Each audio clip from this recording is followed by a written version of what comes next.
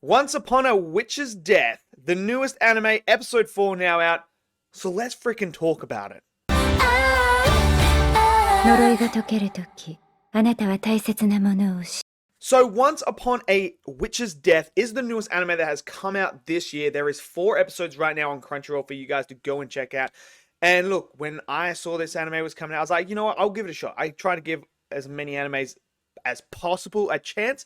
So I was like, you know what, I'll check this one out. I was not ready for how freaking good this anime is. This is a sleeper anime. This is an anime that is not talked enough.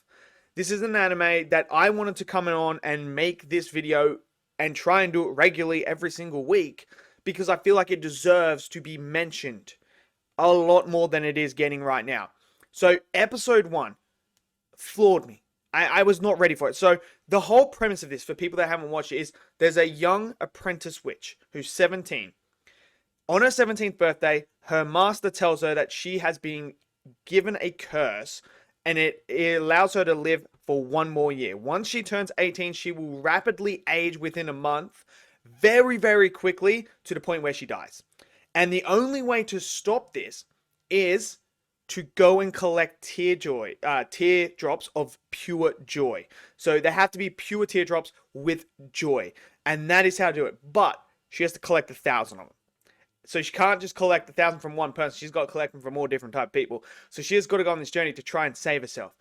Now, I was not ready for it. And then episode 2 came along. Oh, man.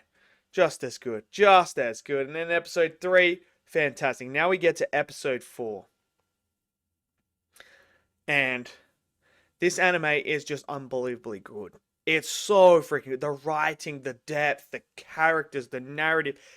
Everything about this anime, man, it just takes it to a whole new level. It is just spectacular. Now, the animation is great, so don't think this is just a good story with bad animation. No, the animation is absolutely fantastic in this as well. Like, the colors when she uses the magic is great. This episode with the gate and everything, that was all stunningly done beautifully with the animation. But it is the story and the characters that absolutely nail it.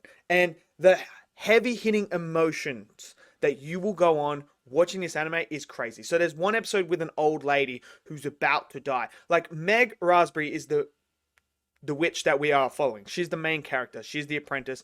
And she's got this connection with all these other people.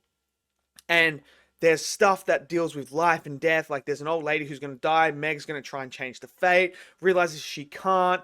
And it's so deep, man. And then you get into this episode with Sophia, one of the 7 mages. You know, one of the 7 strongest witches out there. And you see her, and she's so powerful. She's the same age as Meg, right? Same age, but very, very powerful. And while we know what Meg's backstory is with being an orphan and being taken under the wing and living this life of a chance where she can express who she is and live in privilege in a way, Sophie, while also having a very similar backstory to that, had a much rougher childhood.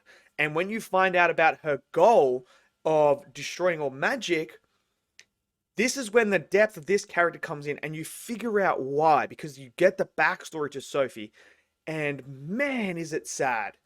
And you completely 100% understand why Sophie is wanting to get rid of magic. Because of the sadness that she felt, the yearning that she has, that she wants to make a connection with someone. She wants to connect with humans on another level, on a personal level, to be able to do that. But once her abandonment and that comes into play, you can see how much she struggles with it. And then you throw in Meg Raspberry, who is just the life of the party. She's hilarious, she's fun, she's always upbeat, she's willing to make the sacrifice that is required, take blame for things. And in this episode, Meg and her personality starts to change Sophia on a great level. Like, I just love Meg as a character. I really, really do. From when you first meet her to where she is now and how she's gone on this personal journey of growth and helping other people overcome trauma and connect with them on a personal level, it's just so brilliant to see. And this episode is just full of depth again, man.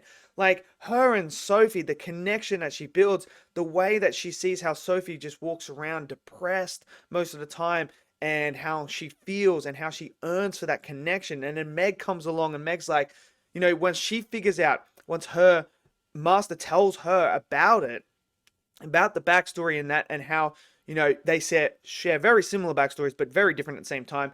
Meg then takes it upon herself to try and bring that light that she has into Sophie's life. And it's so incredible, man. If you guys are not watching this anime, you need to watch this anime, man.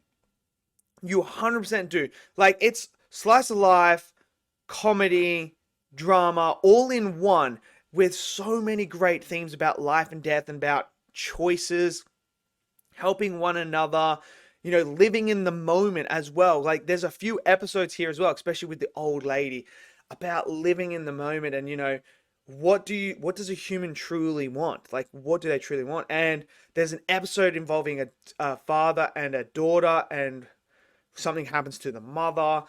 Meg's got to help him with that. And it's just, I was not prepared for this anime to hit me on that level. Honestly, man, when I'm watching this anime, every single time, it just seems to pull at the heartstrings every time. To me, it is the sleeper anime of the season right now. It really is. You know, obviously we had Solo Leveling just come. You know, that's gone. We've got Fire Force coming out now. To Be Hero X is fantastic and great. You know, that's out there. You got Sword of the Demon Hunter, which is fantastic as well. You've got Supercube out. Windbreaker just started.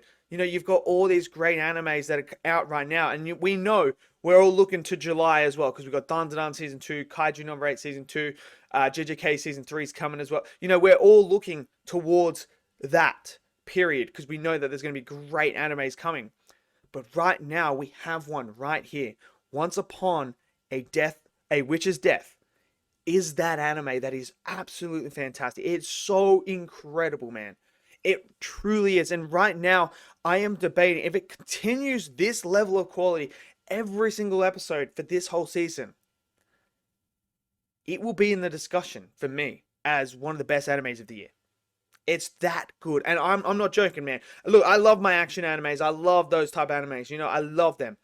But when you get an anime like this that is able to take characters in a fantastical way with witches, magic, and everything like that, and have that be a secondary element, and have the core element of characters, character arcs, and narrative take over, and have characters have conversations, and it's so compelling that you can just sit there and watch them talk and talk and talk and talk and talk, and it become absolutely fantastic. You know you're onto something. Like, you don't need action to do insane and great anime. You just need good characters and a good story, and that's what this is. So, if you guys have been checking it out, let me know your thoughts. Have you loved the first 4 episodes? Have you not? Smash it down in the comment section below. Smash that like button. Click subscribe, and I'll see you guys next video. Until then, stay safe, and peace out.